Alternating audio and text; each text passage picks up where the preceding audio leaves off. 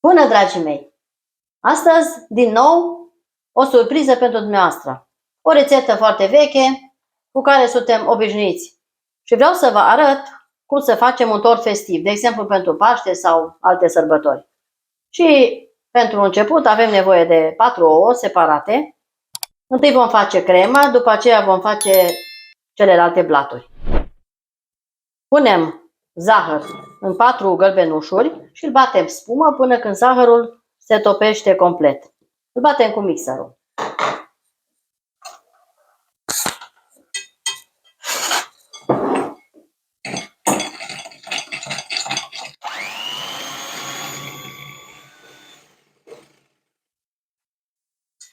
În crema de gălbenușuri adăugăm și vanilie. Eu am 2 plicuri de vanilie. Și batem până se topește zahărul tot.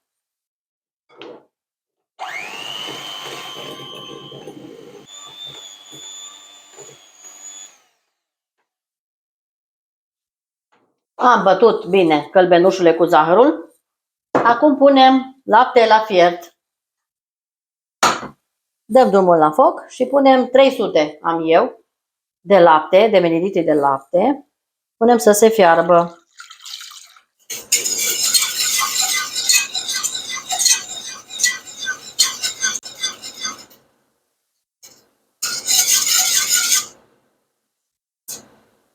Când s-a fiert puțin laptele, turnăm puțin fir cu fir în gălbenușul și amestecăm. După care punem la fiert. Acum că laptele a fiert, golim puțin câte puțin în gălbenușuri și amestecăm. După care îl vom pune pe foc să fiarbă. Facem o cremă.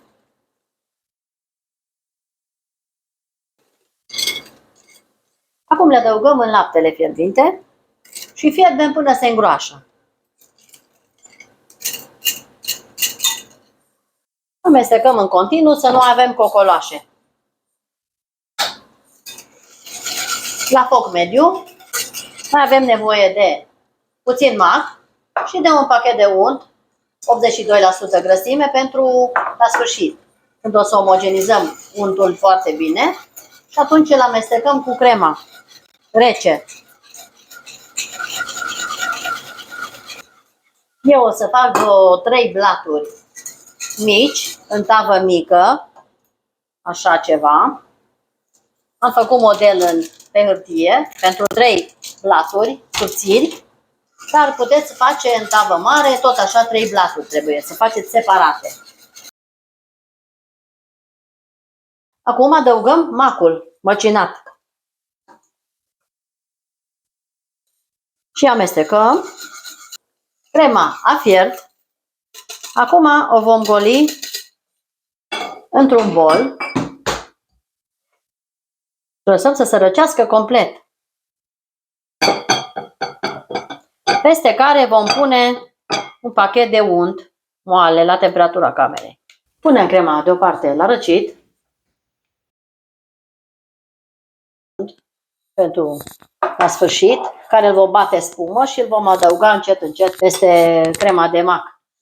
Acum vom bate albușurile pentru blaturi. 3 blaturi micuțe fac eu. Puteți face mari, dacă doriți dublați cantitățile. Și ne mai trebuie vanilie, puțină coajă de lămâie, puțină făină, nucă, zahăr și câțiva strop de lămâie.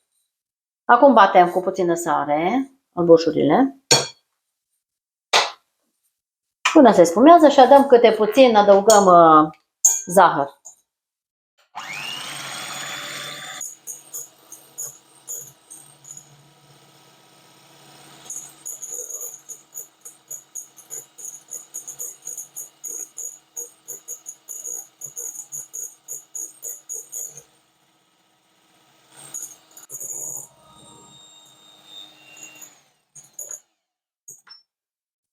Am bătut albușurile spumă, adăugăm puțin câte puțin din zeama de lămâie și amestecăm.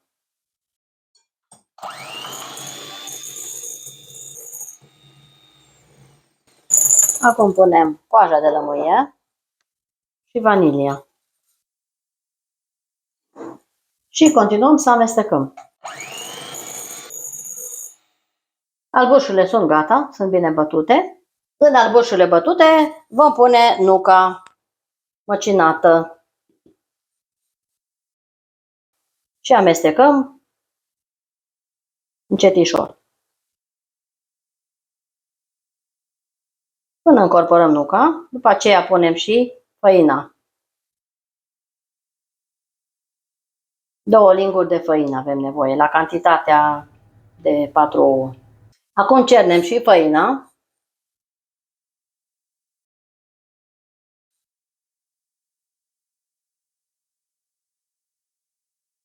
Și amestecăm.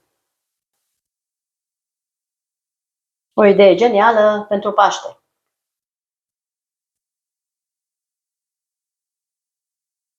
Avem nucă, avem macul, avem tot ce e mai bun.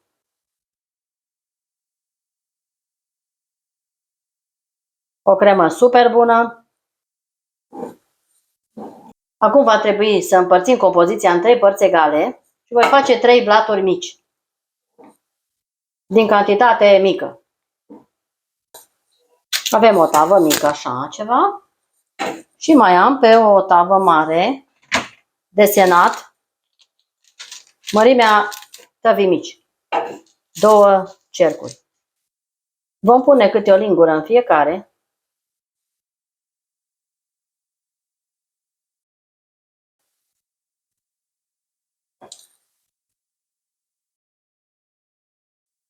Și tot așa până terminăm tot. Și vom coace la 180 de grade Celsius 10 minute, 15. Nu trebuie să se ardă, doar să se facă o crustă. Vom face model rotund pe care l-am însemnat de desubt. Nivelăm să fie cât de cât egal. Cam așa arată. Cuptorul să fie încins la 180 de grade. Facem și pe cel din tavă. Și le punem la cuptor. După care le lăsăm să se răcească complet. Și crema și blaturile. Și atunci vom prepara crema mai departe. Dragilor, blaturile sunt gata. Arată cam așa. Le-am dezlipit de pe hârtie. Sunt moi, sunt pufoase, sunt extraordinar de bune. Și le punem la răcit pentru că sunt foarte calde. Între timp, lăsăm crema să se răcească, crema de mac. Și batem untul spumă, fără zahăr. Pentru că avem crema destul de dulce. Batem bine untul până se face spumă.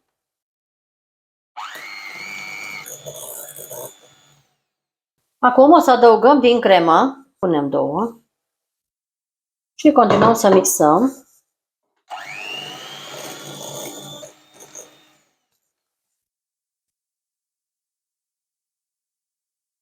Mai adăugăm 2 linguri de cremă de mac și tot așa amestecăm până când încorporăm tot macul în unt.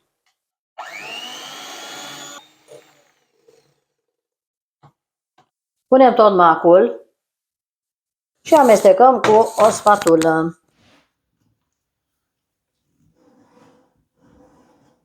După care îl băgăm la frigider să se răcească complet. Este o cremă incredibil de bună.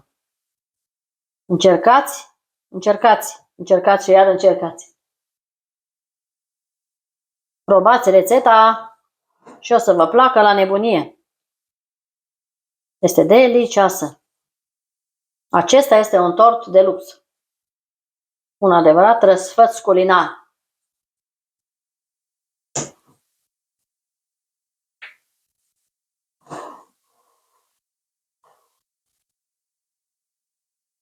Acum le lăsăm pe toate la răcit până le umplem. Dragii mei, crema este rece, este gata pentru umplut tortul. Acum o batem puțin cu mixerul, să încorporăm bine untul. Crema este gata, așa arată. Este cea mai bună cremă de mac pe care ați mâncat-o vreodată. Încercați rețeta și nu o să vă pară rău niciodată. Este cea mai bună cremă de mac. Acum împărțim crema în 3 părți pentru cele 3 blaturi și mai punem deoparte puțin pentru uns tortul pe margine. După ce se răcește. Punem 2 linguri în castron și împărțim în 3 restul de cremă și punem peste primul blat de albuș. Punem 2 linguri de cremă și nivelăm. Eu am o formă detașabilă. Puteți pune și într-o tavă normală cu inel. Am pus o foaie de copt la fundul tăvii și nivelăm peste tot. Punem până la margine. Nivelăm cu o spatulă să fie uniform peste tot. Pun următoarea foaie de blat. Următorul strat de cremă de mac. Mai las puțin pentru uns ultima foaie deasupra. Nivelăm. Dacă vreți un tort mai mare, dublați cantitățile. Faceți în tavă mai mare. Din 8 ouă, de exemplu. Eu am avut 2 mai mici, dar puteți să puneți și ouă mai mari. Și în funcție de asta puneți o lingură în plus de făină sau de mac. În funcție de mărimea ouălor. Depinde foarte mult. Acum punem și ultima foaie. Apăsăm foarte puțin și punem restul de cremă. Un tort special. Mega delicios. Scrieți în comentarii de unde mă urmăriți. Mi-ar face mare plăcere ca să știu. Acum punem tortul la rece pentru o oră, 2, după care facem și marginile cu restul de cremă și ornăm cu ce dorim, fiecare cu ce îi place. Și îl dăm la rece. Dragii mei, tortul a stat 2 ore la rece, iar acum îl vom orna pe margini. Bine, bine, peste tot. Îl facem și pe margine. Să-l îndreptăm. O cremă fină, pufoasă, se topește în gură. Și cu un gust incredibil. Probați rețeta. Pentru Paște, pentru orice eveniment. Doar că puteți să-l faceți mai mare, nu din 8 ouă cel puțin. Eu l-am făcut din 4 ouă. Nivelăm.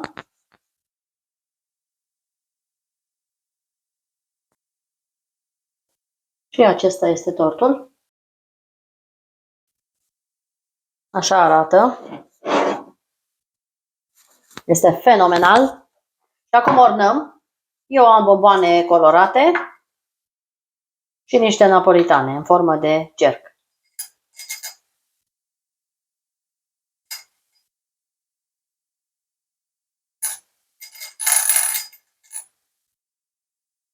Și acesta este tortul.